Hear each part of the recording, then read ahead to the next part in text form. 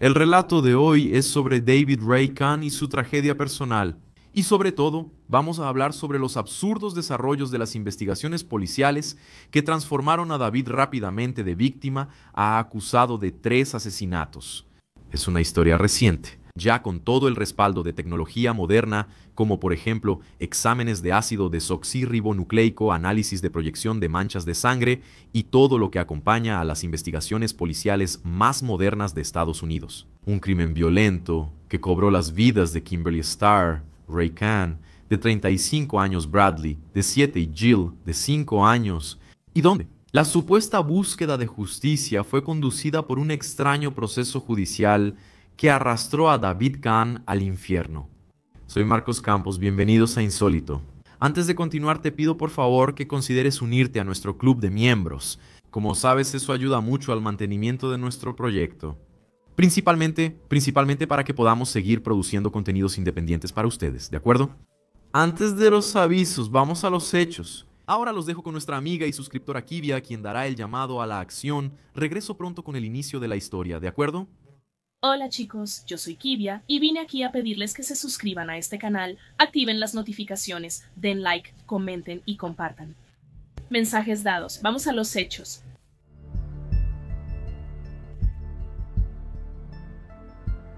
Aunque el concepto de justicia es muy amplio, las historias que traemos aquí en Insólito presentan la justicia aplicada dentro del derecho penal.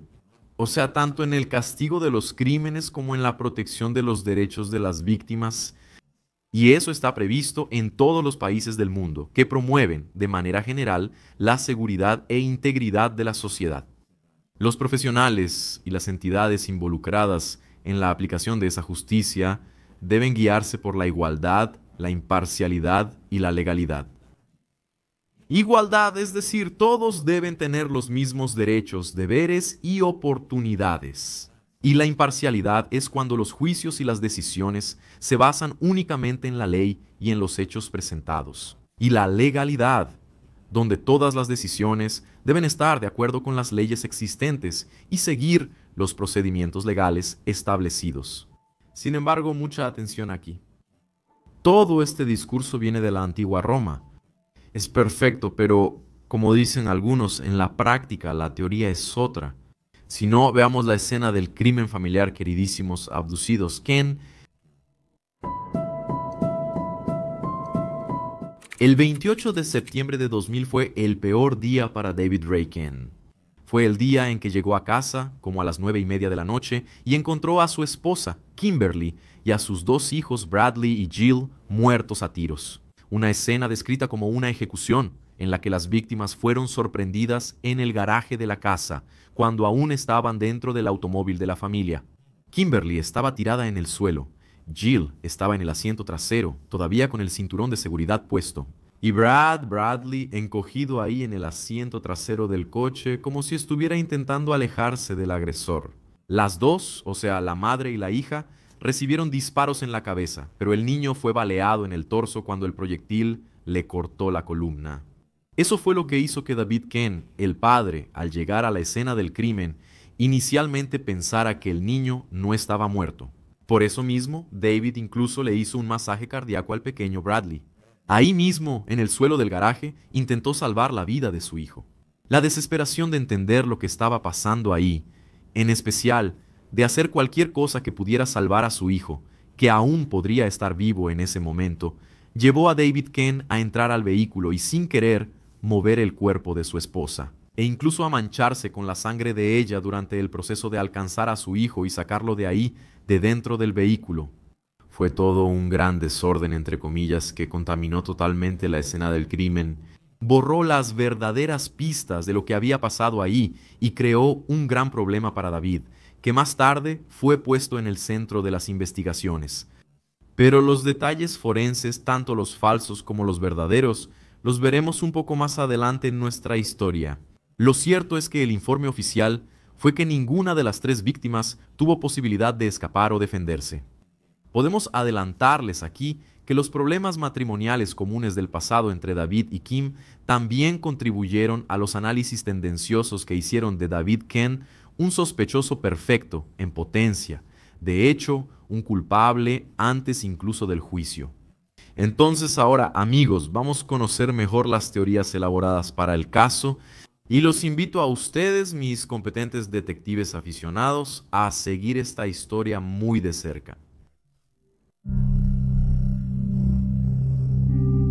Muchas pistas falsas o interpretaciones erróneas entorpecieron la investigación de los asesinatos. Y, por supuesto, la policía tomó en cuenta el hecho de que muchas veces el criminal cruel se esconde dentro de la propia familia de la víctima. Por eso mismo, de manera natural, David era la persona de interés en esta investigación. Indicios y pistas encontrados en la casa construyeron una primera teoría en la cual David Kane había ido a jugar básquetbol con algunos amigos de una iglesia local. Y eso para crearle una coartada. Según ese argumento, cuando regresó a casa después de ese partido, le disparó a su familia. Hizo una limpieza parcial del lugar y solo entonces llamó a la estación de la Policía Estatal de Salisbury pidiendo ayuda. Y solo para que lo sepan, Salisbury era hasta entonces una ciudad simpática, desconocida y segura del interior de Indiana, con ni siquiera 6,000 personas viviendo allí.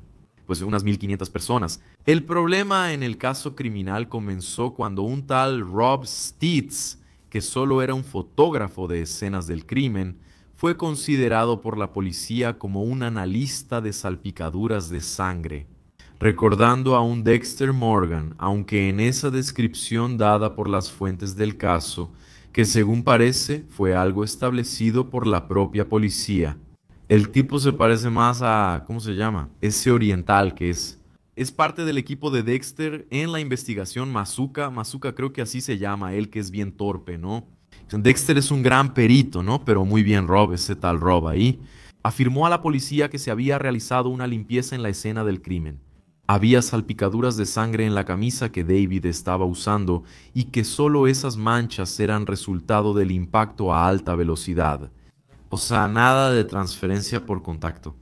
Entonces él tendría que estar en la escena del crimen en el momento de los disparos. Otra prueba incriminatoria fue una llamada telefónica desde la residencia a las 19:19 la noche del asesinato. A esa hora, David supuestamente estaría afuera jugando básquetbol con sus amigos de la iglesia. Por último, la motivación sería pasional, dado el historial de infidelidades de David.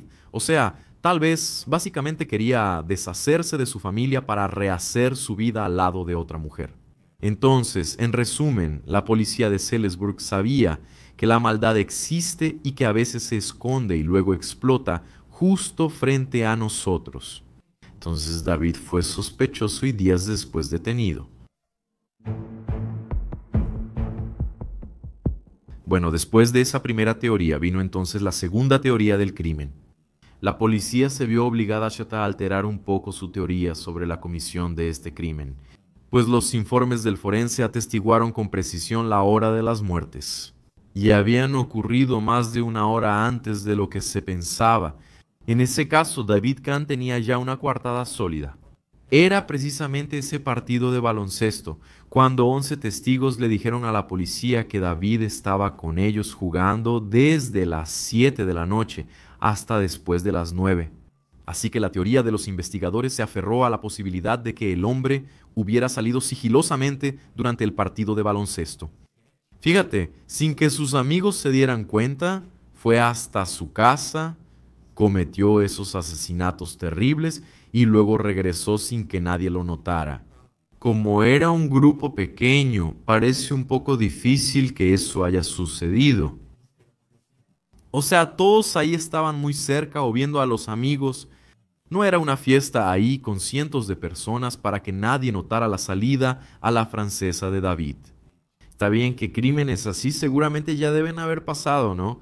Que hayan sido cometidos de esa manera, pero en este caso no parece muy plausible.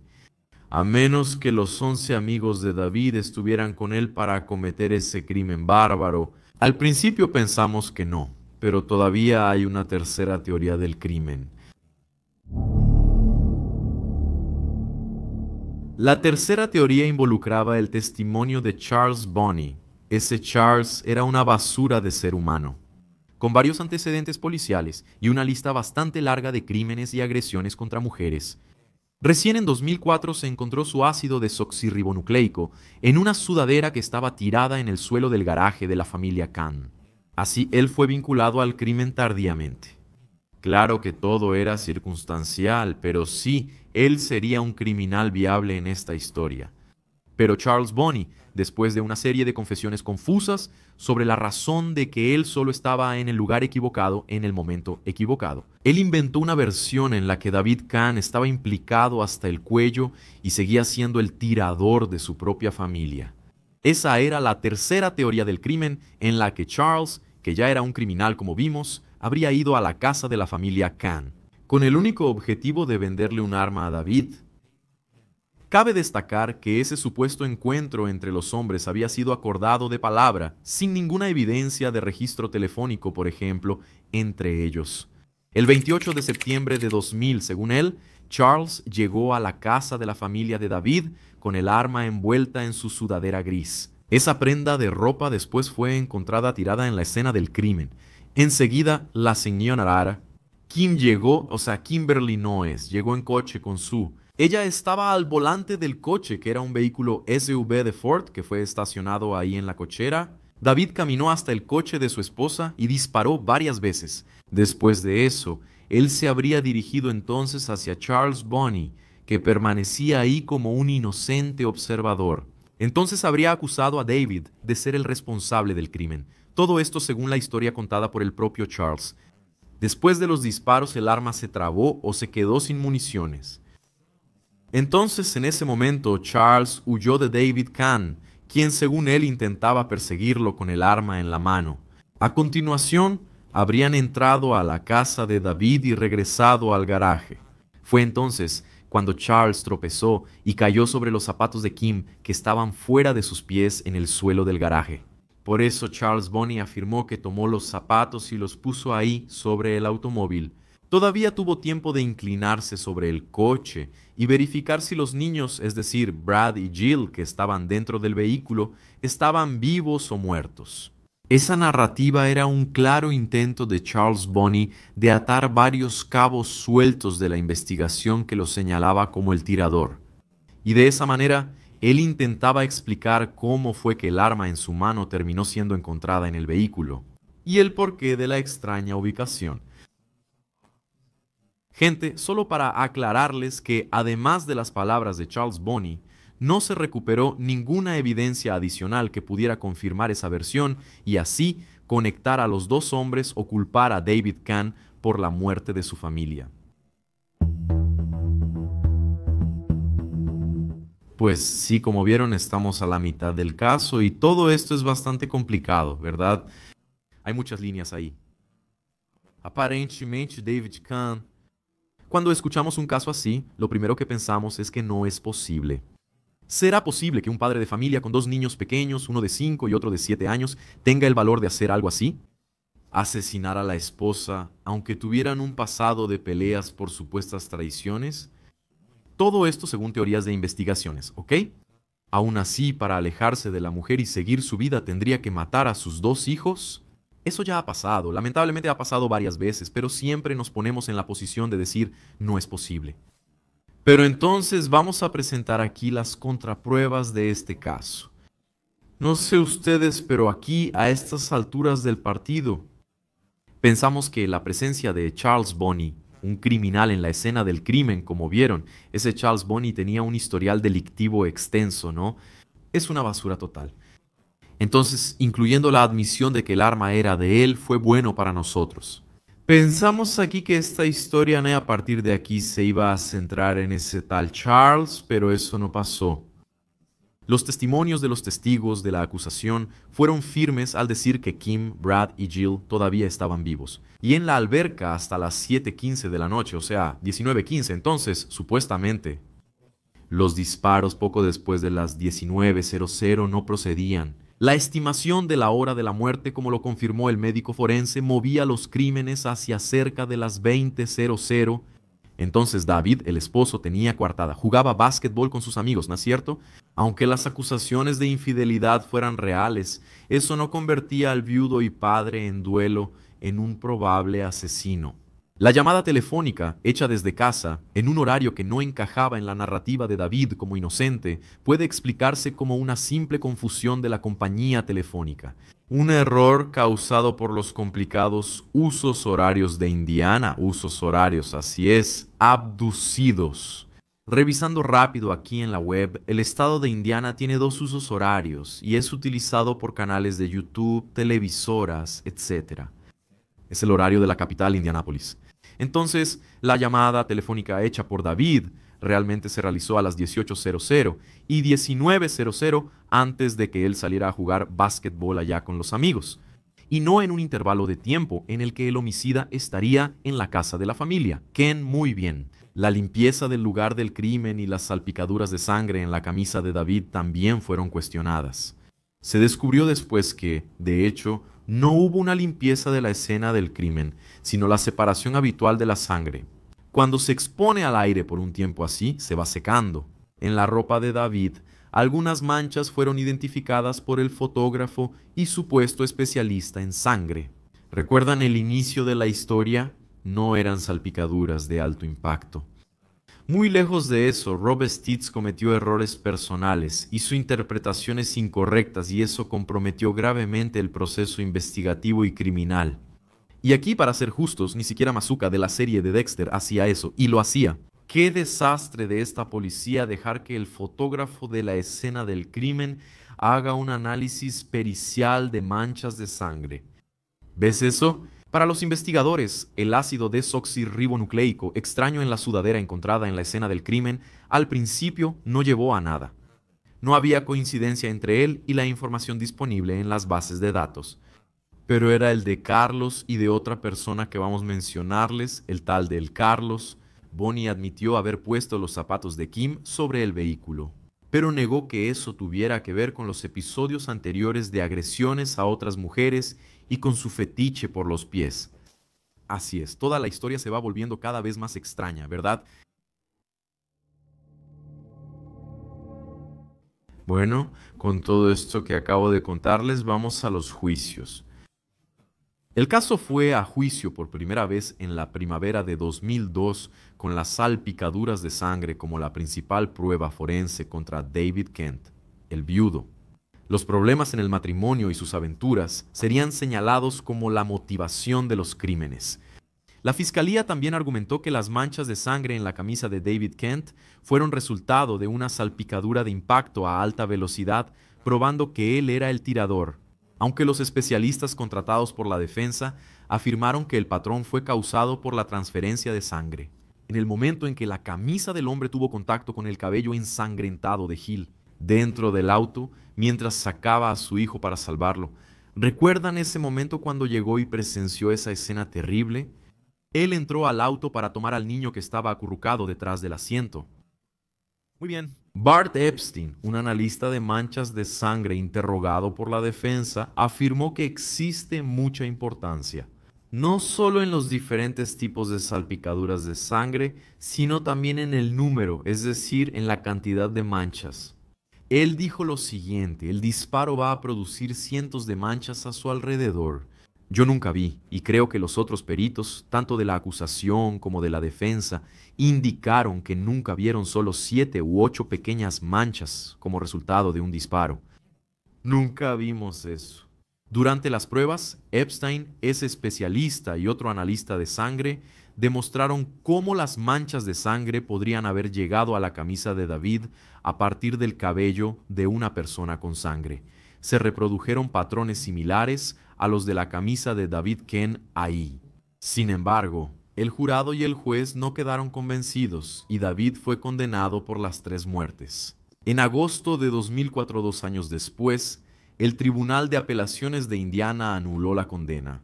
El tribunal señaló el error del juez de primera instancia al permitir el testimonio de una docena de mujeres, que alegaron haber tenido, de hecho, encuentros con David Kent, o que habían recibido propuestas íntimas de él.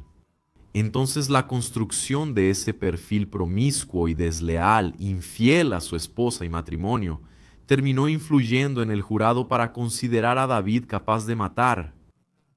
En ese caso, el juicio de 2002 no habría sido imparcial. Y por eso entonces vamos a un segundo sospechoso. Ya era noviembre de 2004. El fiscal Keith Henderson volvió a presentar cargos contra David Kahn, lo que le daba derecho a un segundo juicio, supuestamente más justo esta vez. A principios de 2005, la defensa solicitó que el ácido desoxirribonucleico de 2 personas desconocidas encontrado en la sudadera en la escena del crimen fuera procesado nuevamente por el CODES, que es esa base de datos de criminales de la que ya he hablado aquí algunas veces, ¿verdad? En otros casos del canal BOM, los abogados defensores alegaron que la fiscalía se negó a hacer eso hasta que se emitiera una orden judicial.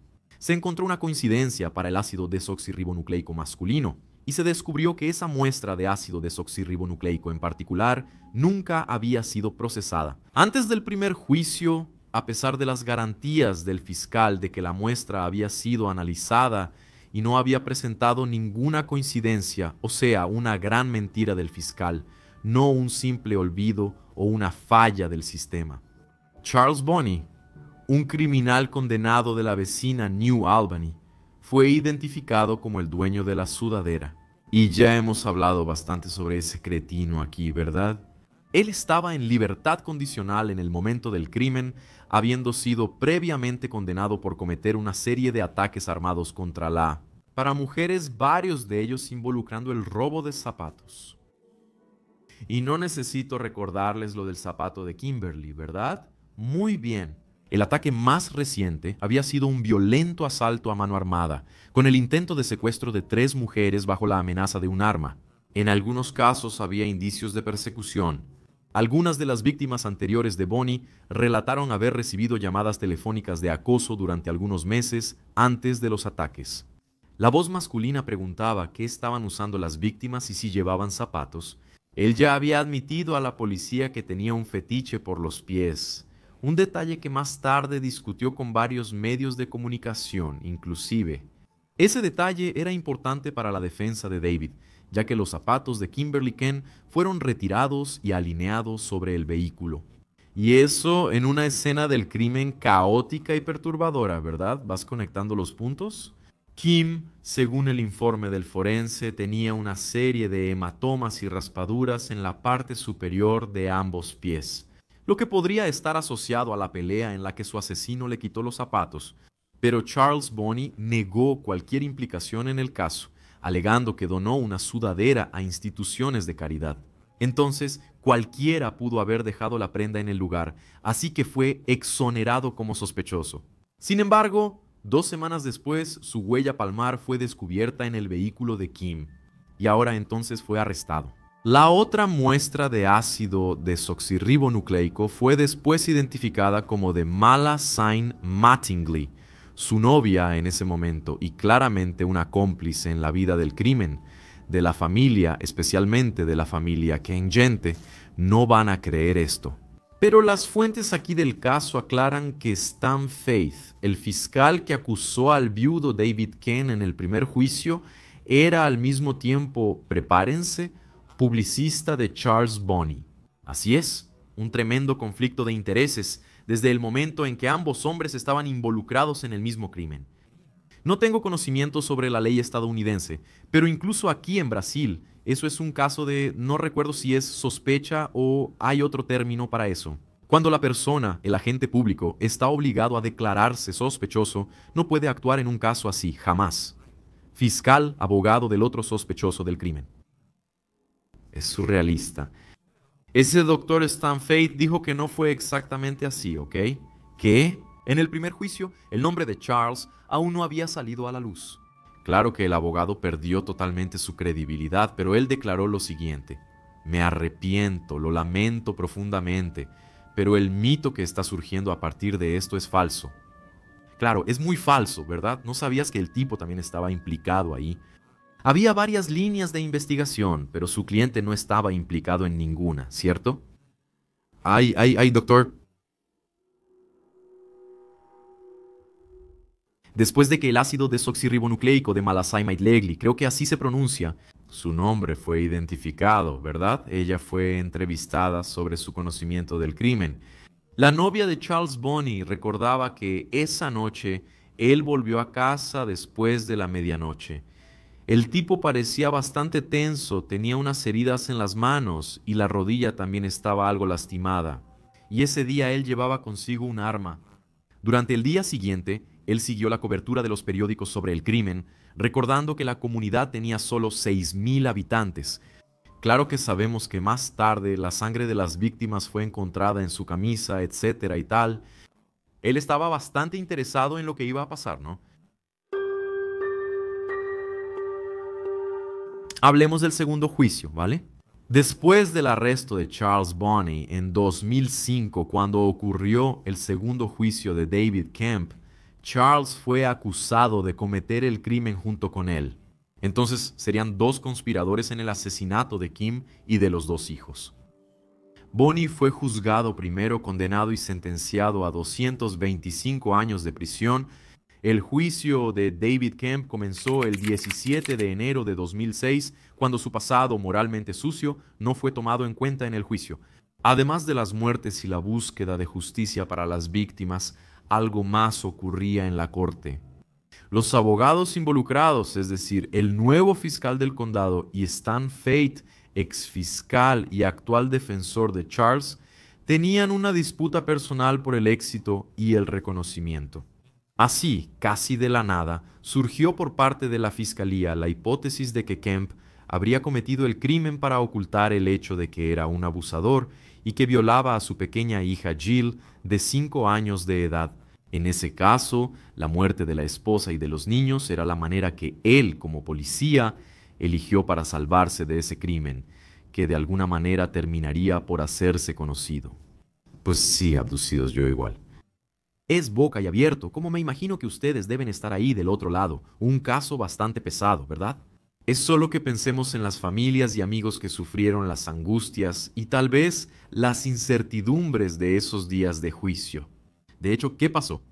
Se presentó como evidencia la presencia de una única lesión por trauma contundente en los genitales de la niña, según el informe del forense.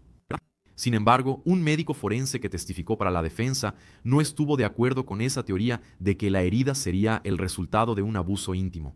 No sé si lo recuerdan, pero la pequeña estaba atada a la sillita en el asiento trasero del auto. La niña presentaba múltiples lesiones por trauma contundente, heridas causadas durante el ataque fatal, recordando que el trauma contundente cerrado generalmente es resultado del impacto del cuerpo contra una superficie, un golpe, digamos. Es lo opuesto al trauma abierto, o sea, penetrante, cuando ocurre una lesión permanente ahí por el paso de un objeto a través del cuerpo. ¿Verdad? Un cuchillo o una bala, por ejemplo. Bueno, después de mucha información en este segundo juicio, él fue condenado por segunda vez, o sea, David. La sentencia se dictó tras 60 días y la sorpresa es que la sentencia fue de cadena perpetua, sin libertad condicional. Ken apeló la condena citando el daño de las acusaciones de abuso físico íntimo, ¿cierto? Y la falta de pruebas que lo vincularan con las lesiones que tenía su hija. La Corte Suprema de Indiana concedió una segunda revocación, afirmando que faltaban pruebas competentes de que el acusado había abusado de la niña. Lo cual es un poco extraño, ¿no? Porque solo estaban discutiendo la supuesta motivación del crimen. Pero ya estaba claro desde hace 2 años que él no pudo haber cometido los asesinatos esa noche. Y bueno, abducidos, vamos al tercer juicio O.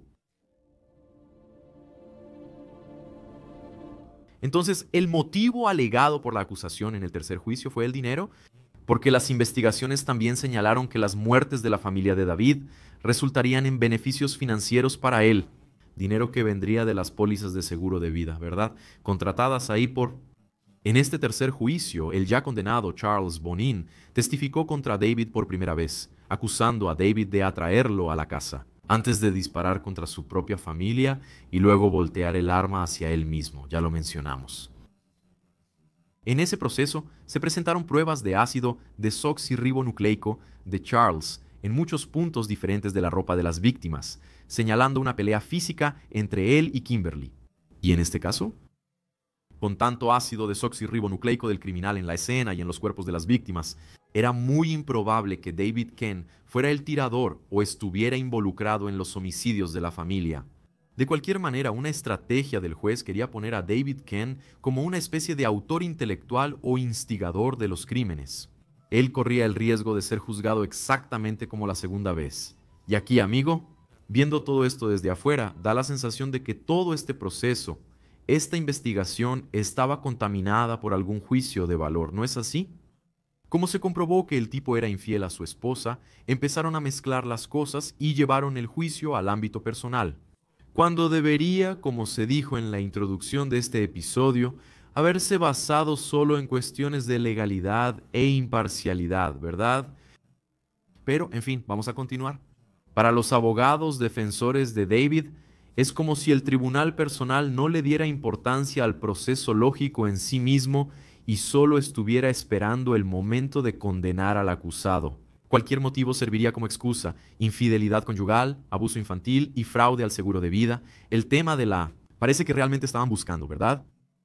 El tema de las manchas, de las salpicaduras de sangre, fue discutido hasta el cansancio, como si hubiera un intento continuo de hacer que la comunidad se olvidara de las verdades comprobadas y de volver a lanzar dudas técnicas y criminales.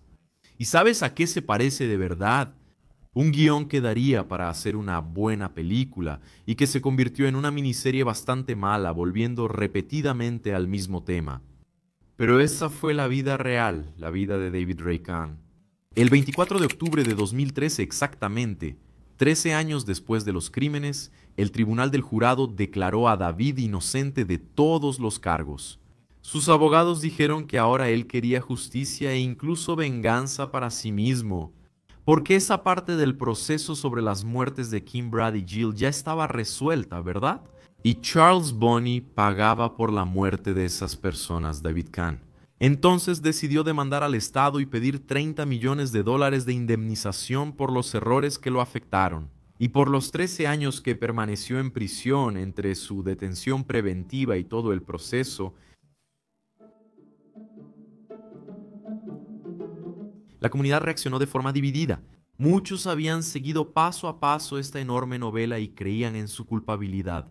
Incluso con la presentación de hechos, testigos y evidencias que probaron que David era un viudo y padre que ni siquiera pudo procesar el luto por su familia asesinada, David Ray Kahn también era una víctima. Sin embargo, vecinos e interesados en el crimen afirmaron públicamente que estaban completamente sorprendidos por la libertad de David, que él no debería estar fuera de la prisión. Esta es la historia del chisme. Alguien dijo que escuchó: ya sabes cómo la gente va oyendo cosas. Solo leen el titular, no siguen todos los detalles de lo que pasó y empiezan a decir un montón de tonterías, ¿verdad? Eso es muy peligroso. El caso del crimen de la familia Kahn atrajo mucha atención de grupos que defienden a personas condenadas injustamente, como el ya conocido por nosotros Innocence Project. No es así, ¿verdad? En esos 13 años, periodistas, jurados y policías pudieron dar sus opiniones sobre lo ocurrido. Parece que el enfoque nunca fue exactamente el crimen, las 3 muertes, sino el posible involucramiento de David. Fue como si las personas quisieran que esa fuera la verdad y entonces no quedaron satisfechas con otra respuesta. El costo de todo el proceso, incluyendo los exámenes, el tiempo de detención, etc., superó los $4 millones. Dinero recaudado a través de los impuestos de los contribuyentes y que podría haberse utilizado mejor, si no fuera por este desastre que raya en lo ridículo, ¿verdad, no? Quienes se beneficiaron con el caso, ampliamente divulgado en los medios, fueron las televisoras y después los medios en general. En enero de 2014, Dateline, The National Broadcasting Company, transmitió un especial de 2 horas titulado Misterio en Lockhart Road. Y el caso fue abordado 3 veces en el programa 48 Horas de Columbia Broadcasting System. Se escribieron 2 libros sobre el caso: Una noche mortal, de 2005, y En busca de la justicia, de 2013, un capítulo del libro de Jane Bayliss Mitchell, Los secretos pueden ser asesinados, el asesino de al lado. Varios canales internacionales de YouTube también le prestaron atención a la historia.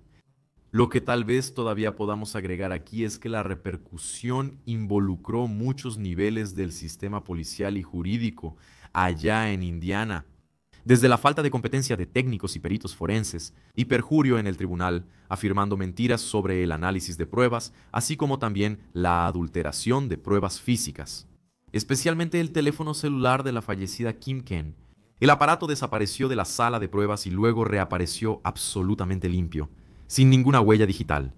Un pariente lejano del asesino, Charles Bonney, trabajaba como policía y ese acto se le atribuyó a él, pero no respondió ilegalmente por todo eso.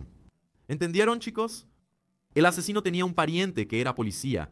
Todos pensaban que él había hecho eso con el teléfono, que lo tomó y luego lo devolvió allí.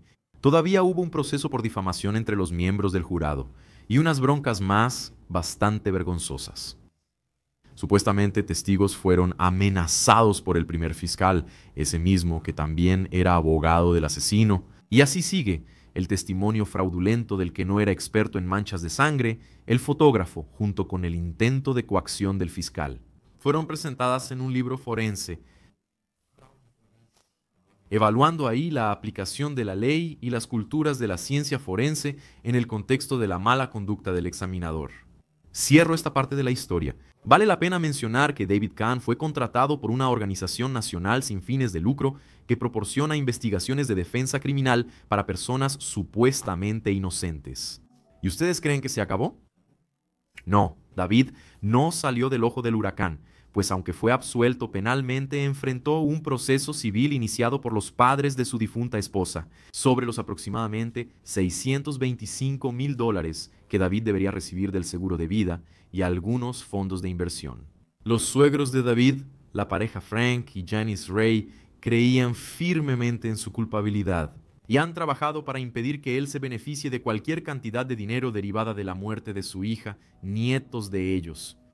Del juicio contra el estado de Indiana por 30 millones, David acordó solo $450,000. Y en enero de 2018, la demanda de derechos civiles que David presentó contra miembros de la policía del estado de Indiana, fiscales y otros funcionarios fue rechazada por la jueza Tanya Walton. En ese caso, el tribunal explicó que creía que había causa probable para acusar a Kahn de asesinato. O sea, simplemente lo hicieron. El 10 de septiembre de 2019, el Tribunal de Apelaciones de los Estados Unidos emitió una opinión parcialmente favorable a David sobre este caso de falso encarcelamiento que él sufrió. Con eso se anunció un acuerdo el 28 de abril de 2022.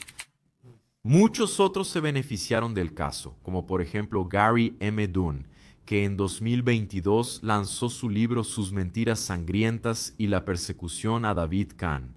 Gary es un exagente del FBI, un estudioso que trabajó en el caso y luego detalló cómo dos grupos de investigadores llegaron a conclusiones erróneas y después totalmente falsas. Ayudados por un falso especialista en manchas de sangre y un supuesto especialista en escenas del crimen, todo esto mientras eran dirigidos por un fiscal corrupto. ¿Dexter Morgan se avergonzaría de esos tipos? También se destacó el hecho de que Charles Bonney, el criminal infamemente conocido como el bandido de los zapatos, había sido liberado de la prisión unas semanas antes de los asesinatos. Había cumplido casi una década por ataques y agresiones a mujeres. Sin embargo, como vimos, eso tuvo poca importancia en el proceso. Por otro lado, David Ray Kahn, un policía condenado de Indiana, fue acusado muy rápidamente por los asesinatos de su familia. Esto basado en pruebas cuestionables y todo lo que había a su favor fue desconsiderado. Una historia increíblemente absurda y tensa, ¿no es cierto, amigos? Sumergidos en este relato que comenzó en septiembre del año 2000, incluso les sugiero que rebobinen este video hasta el principio y lo vean una vez más antes de devolverlo a la videoclub. Vamos chicos, espero que hayan disfrutado nuestro trabajo de hoy. Estoy así con esta historia. Adiós. Más que insólita y surrealista, eso es todo. Comenta, revisa tu suscripción, únete al club y sígueme en Instagram. Robó lo insólito, un beso de vivo y hasta el próximo episodio.